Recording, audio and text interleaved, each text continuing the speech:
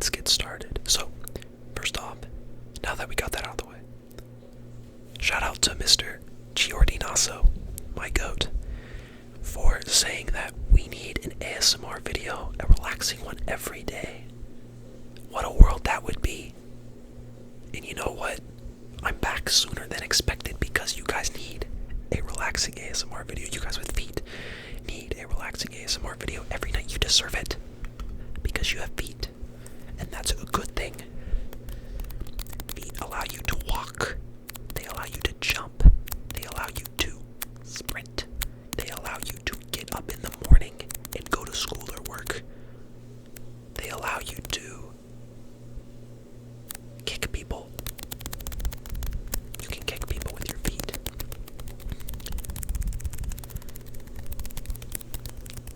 If you don't have feet, that just is unfortunate, but they're not here, so we can make fun of them now. That obviously doesn't justify it.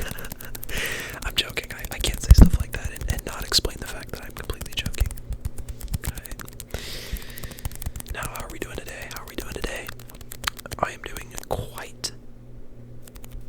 I'm doing pretty good. I'm not gonna lie. Cannot lie. We're doing pretty good. I have a big exam coming up. Yes, a big exam coming up.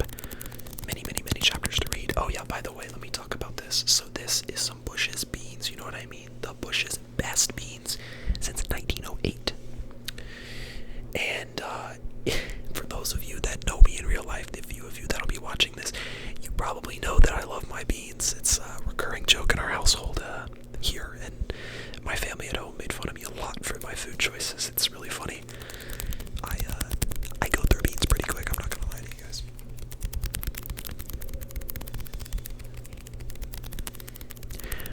One of the strange things about my personality is the way that I eat. I'd like to think that I'm relatively normal, but normal doesn't exist. But I'd like to think I'm relatively normal. But when it comes to beans, I just can't resist, guys. When it comes to feet, my roommate just can't resist. You know what I mean? But anyways, on a more serious note, how are you? Like, genuinely, how are you? I want you to take a moment, reflect on how you are.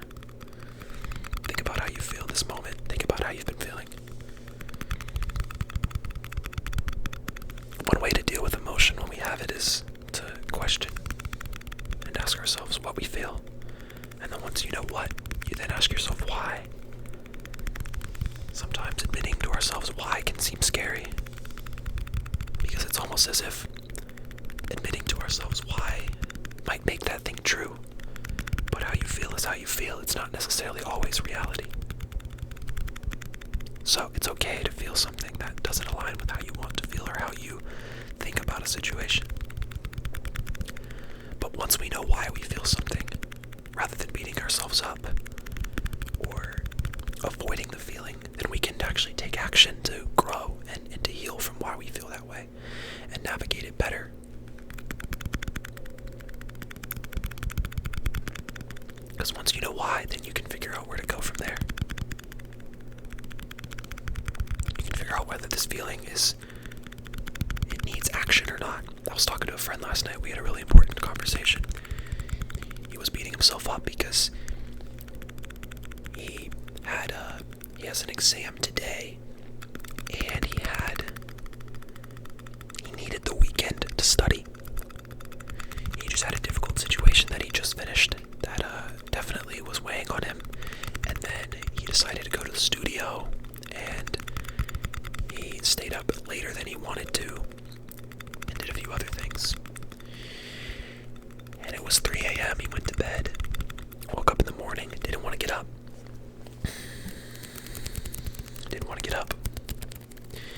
And so instead of getting up, he slept all day. But the problem was he has an exam. So after sleeping all day, or at least sleeping until noon, he felt defeated. And so he didn't get up. He stayed in bed all day.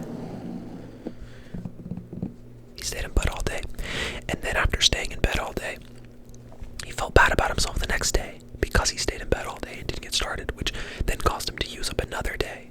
And then yesterday we called, and he was telling me how challenging it was because he feels like he's not going to do well in this exam and he's not prepared. And so I didn't know exactly how to handle the situation. I didn't know whether he wanted to talk it through or not. And so I started helping him think through it, kind of asking him some questions. And we started to get to the root of it, and we figured out why it happened in the first place, because I don't know if you guys can relate sometimes when you have something that you're trying to change.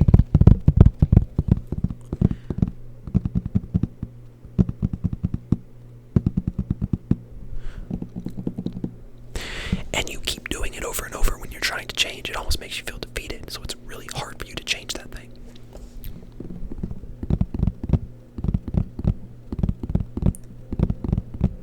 And so he feels really defeated. But how do you come back when you're in a rut and you feel defeated, right?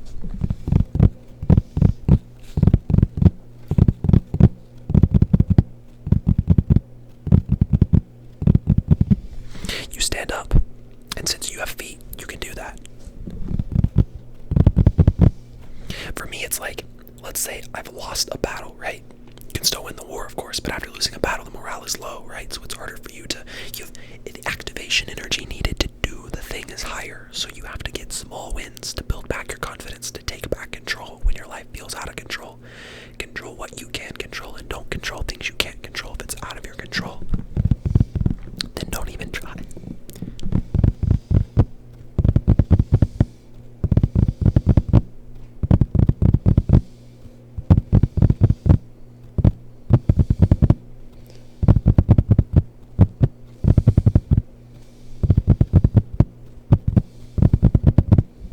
I always say control the controllables. Control the controllables.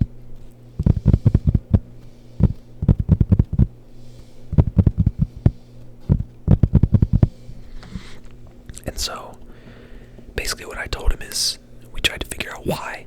We tried to figure out whether this is important to him. Like, what's the worst case scenario if you do fail this exam? Is it going to be the end of the world? Is it going to ruin your career? Are you going to be worried about this in a week? Probably not. Chances are no. So it's like, for me, sometimes I wonder, like, okay, so this is really important to me in this moment, right? But is worrying about it going to help me, right? And most of the time the answer is no. And then how do you not worry so that then you can take action better? You know what I mean? Because I think sometimes worrying and ruminating it's almost an opposite to action. You could say anxiety and rumination or whatever.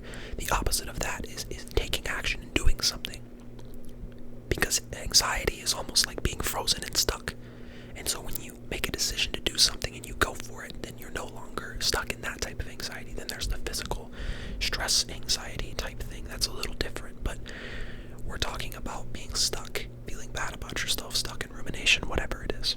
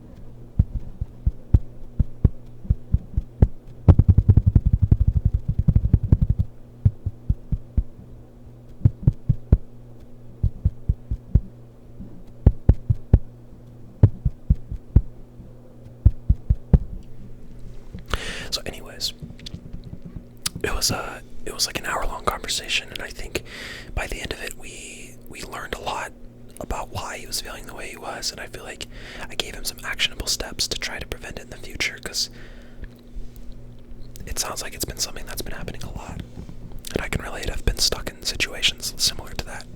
Not the same problem, but similar, response, emotionally similar feeling, and so it can be be tough to navigate sometimes. So I completely understand.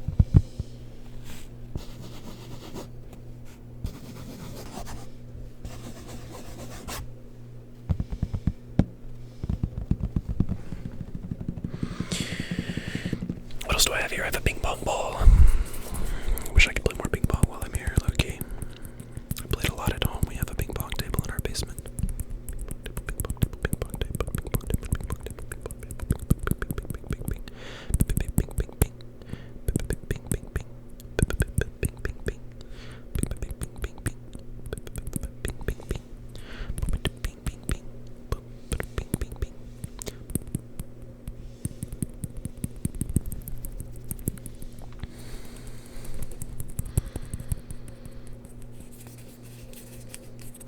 Today's a pretty chill day. We have like a scholarship meeting to go to in like an hour. Then me and my roommate are getting our titers done. A titer is testing your immunity to a certain virus, or yeah. So I'm getting one test done. He's getting one test done. He's getting hepatitis B. I'm getting chickenpox tested to make sure we're immune, because our dental school requires us to be immune. Otherwise, we cannot treat patients when we get to that point. So yeah, we have those things to do today, and then we have a radiology exam today. It is about X-rays and stuff. That's what the course is kind of about. It's like radiation. That's why it's called radiology. But yeah, we're on our third quiz, and our professor, she's hilarious. She's my favorite. She's actually my lock screen right now. It's a picture of me and her. She's so funny. Oh my gosh, she's the goat. We had a white coat ceremony about 2 weeks ago. And in dental or med school, you get these white coats. It's like you're a symbol of you joining the cult, joining the profession. And so, like, I'm not gonna wear it. It's just in my closet right now, but it exists. And at the white coat ceremony, she chased me down. She said, Ethan. She's like, I'm so surprised you are here. And I was like, what do you mean? Of course I'm gonna be here. And my mom and my dad were there. I hadn't seen them in months. And I was like, Mom, you gotta take a picture of me and Dr. Choi. She's like, oh, we love Dr. Choi. And so we took a picture together, and she's like, oh, Ethan, he is such a bright student, but he is so annoying. And she's kidding, obviously, but she was like, he's so annoying, but he's super bright. He's got so much potential. He's super good in lab, blah, blah, blah. She was like hyping me up, like big time, like over and over. And my parents, I was like, dang, I love this. Like, she's my favorite, so I would like for her to like me, which we're doing good. And then she's like, I also have to read instructions on everything because of Ethan. So apparently I don't read instructions, which might be true, but that's okay. I just be skimming through it sometimes. That's how I be. But anyway, she's my lock screen now. She's my goat. She's so funny. She's like actually hilarious. So yeah, so we have her class, and she said that we're doing too good on her quizzes, so she's gonna make them harder. Cause she's like, I like a good challenge. So she's making it more challenging for us. So I'm excited to see. Not really excited because we have another big exam coming up on Saturday. We gotta read 17 chapters. I'm through not even close to 17, so we'll see how that goes. But we're gonna lock in this exam, like whatever. It's too late. So that's going on. School here's good for the most part. I'm just so used to it at this point. We've been here for like 3.5 months. I feel like it's just second nature to me at this point. So nothing big going on there. Friendships are cool. I definitely I don't know. We'll see how many friends that I take away from this experience. I think everywhere I go, I come out with a couple friends. I just think that's how it is in life. A couple friends from each place, whether that was undergrad or high school or just growing up in childhood. That many lifelong friends that I could see myself having is not too many from everywhere I go. It's hard to find people that you truly, genuinely can trust and click with on a deep level. And so, although I'm really cool with a lot of people, I just, you just don't really talk more substance to your relationship than just convenience and mutual interest or because of school and whatnot. So that's how it's probably gonna have to be.